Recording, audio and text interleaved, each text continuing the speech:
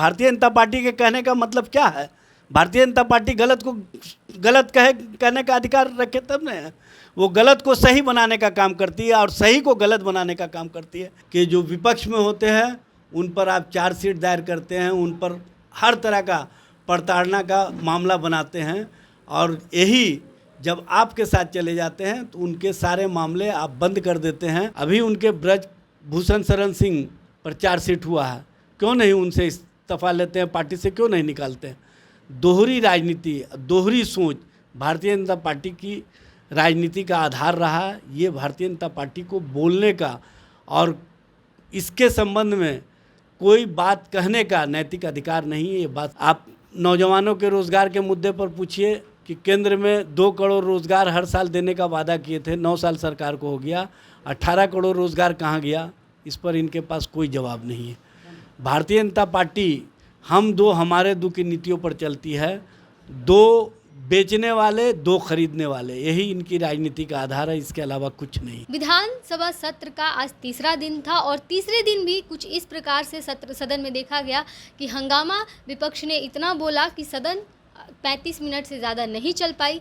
कल भी सदन सिर्फ 16 मिनट, इसके पिछले दिन भी 16 मिनट ही चल पाई थी और इसके बाद आज भी जिस प्रकार से सदन स्थगित हुआ, कहीं ना कहीं देखा जा रहा है कि बिहार के जो ज़रूरी मुद्दे हैं उस पर बातचीत फिर कैसे होगी अगर इसी तरह से सदन चलता रहा। तो हमारे साथ इसी मुद्दे पर बातचीत करने के लिए आरजेडी के प्रवक्ता हैं एजाज अहमद जी।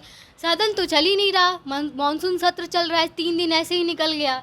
ये तो बात आपको विपक्ष से पूछना चाहिए, क्योंकि भारतीय जनता पार्टी को लोकतंत्र और लोकतांत्रिक प्रक्रिया पर विश्वास नहीं है। वो सदन में अपनी बात रखने से ज़्यादा बाहर में हंगामा करने पर यकीन रखते हैं। ये भारतीय जनता पार्टी का पुराना रीत रहा है। आप जहाँ भी देश के इतिहास में देख लीजिए, विधानसभा में विपक्ष के नेता के रूप में भारतीय जनता पार्टी जहाँ जहाँ है वहाँ पर सदन नहीं चलने देती है। चूँकि रणछोड़ लोग हैं ये लोग, जनता और जनता के हितों की बात न पहले करते हैं न आगे करेंगे। इनको सिर्फ और सिर्फ हंगामा खड़ा करना, नफ़रत की भाषा बोलना, अपसंस्कृति की भाषा बोलना और राजनीति को कहीं ना कहीं प्रदूषित करके अपना राजनीतिक रोटी सेकना, यही इनका किर्त रहा। और इसी किर्त के कारण भारतीय जनता पार्टी देश की जनता की किरकिरी बन चुकी है। अब देश की जनता इनसे छुटकारा चाहती है। आप देख रही हैं कि महंगाई के मुद्दे पर भारतीय जनता पार्टी एक भी बार सवाल नहीं उठाती है। आप नौजवानों के रोज़गार के मुद्दे पर पूछिए कि केंद्र में 2 करोड़ रोज़गार हर साल देने का वादा किए थे, 9 साल सरकार को हो गया, 18 करोड़ रोज़गार कहाँ गया? इस पर इनके पास कोई जवाब नहीं है। भारतीय जनता पार्टी हम दो हमारे दो की नीतियों पर चलती है।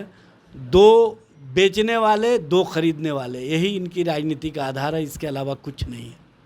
तो कह रहे हैं ना कि तेजस्वी यादव पर जैसे चार्जशीट दायर किया गया है, इसके पहले अगर एफआईआर हो जाता था किसी मिनिस्टर पर तो नीतीश कुमार उनका इस्तीफा ले लेते थे, तो फिर तेजस्वी यादव का क्यों नहीं ले रहे हैं? ये बात भारतीय जनता पार्टी को कहने का नैतिक अधिकार नहीं है। प्रधानमंत्री जी ने 27 जून को मध्य प्रदेश में सभा में कहा था कि एनसीपी का मतलब है नेशनल करप्ट पार्टी, और जो पवार परिवार है ये सबसे भ्रष्ट परिवार है।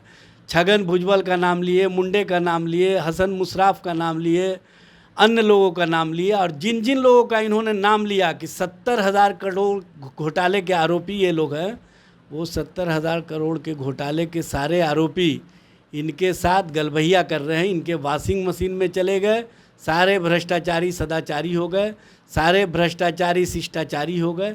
यही है इनका राजनीति का आधार। अब भारतीय जनता पार्टी तो इस मामले में निपुण है। अभी उनके ब्रजभूषण शरण सिंह पर चार्जशीट हुआ है, क्यों नहीं उनसे इस्तीफा लेते हैं, पार्टी से क्यों नहीं निकालते हैं? दोहरी राजनीति, दोहरी सोच भारतीय जनता पार्टी की राजनीति का आधार रहा। ये भारतीय जनता पार्टी को बोलने का और इसके संबंध में कोई बात कहने का नैतिक अधिकार नहीं है। ये बात समझ लेना चाहिए। तो फिर एनडीए की सरकार में अगर मुख्यमंत्री ले सकते हैं तो फिर महागठबंधन की सरकार में क्यों इस तरह से 2 तरफा व्यवहार क्यों कर रहे हैं? देखिए, देश का जो आज का वर्तमान हालात है और जिस तरह से भारतीय जनता पार्टी और जिस तरह से प्रधानमंत्री कृत्य कर रहे हैं, भ्रष्टाचारियों को संरक्षण दे करके, अपने वॉशिंग मशीन में डाल करके उनको जिस तरह से स्वच्छता का प्रमाण पत्र देते हैं भाजपा में जाते ही, चाहे हेमंत विश्व शर्मा का मामला हो, चाहे नारायण राणे का मामला हो, चाहे शुभेंदु अधिकारी का मामला हो, चाहे पवार का मामला हो, चाहे छगन भुजबल का मामला हो। छगन भुजबल को 2 साल सज़ा हुई, 2 साल की सज़ा काट के आए हैं, उसके बाद भी मंत्रिमंडल में रखे महाराष्ट्र में। क्या कारण है? स्पष्ट कीजिए न। दोहरी राजनीति क्यों करते हैं? दोहरी सोच क्यों लोगों के बीच रखने का काम करते हैं?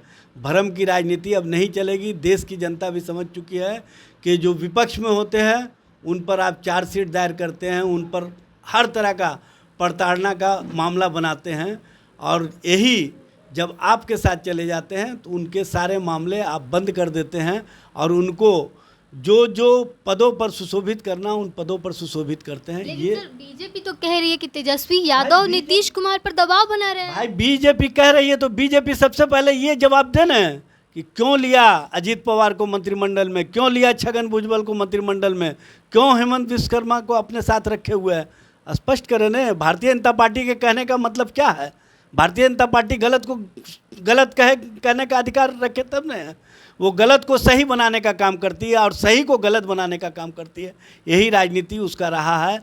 जो विपक्ष में है सही भी उसको कहीं ना कहीं ये गलत रूप में प्रस्तुत करके, और सबसे बड़ी बात यह कि 2014 से 2023 के दरमियान 3400 से अधिक छापेमारी की कार्रवाई एजेंसियों के माध्यम से हुई। उसमें 95% विपक्षी दल के नेता कार्यकर्ता, उनके साथ रहने वाले, उनके जो साथी हैं उन पर की गई। और यही मामले जब कोर्ट में गए तो 0.05% कन्विक्शन का रेट रहा। इससे ही स्पष्ट रूप से समझा जा सकता है कि भाजपा किस तरह की राजनीति कर रही है। तो क्या ये बात जो बीजेपी कह रही है कि तेजस्वी यादव मुख्यमंत्री नीतीश कुमार पर दबाव बना रहे हैं, और महागठबंधन का जो डील हुआ था उसके वजह से नीतीश कुमार चुप है और तेजस्वी यादव का इस्तीफा नहीं ले रहे हैं? कोई दबाव का मामला नहीं है, स्पष्ट है। न्याय और न्याय की प्रक्रिया पर हमको पूरा विश्वास है, और न्यायालय के माध्यम से सबको न्याय मिला है। हम लोगों को भी विश्वास है कि हमको भी न्याय मिलेगा।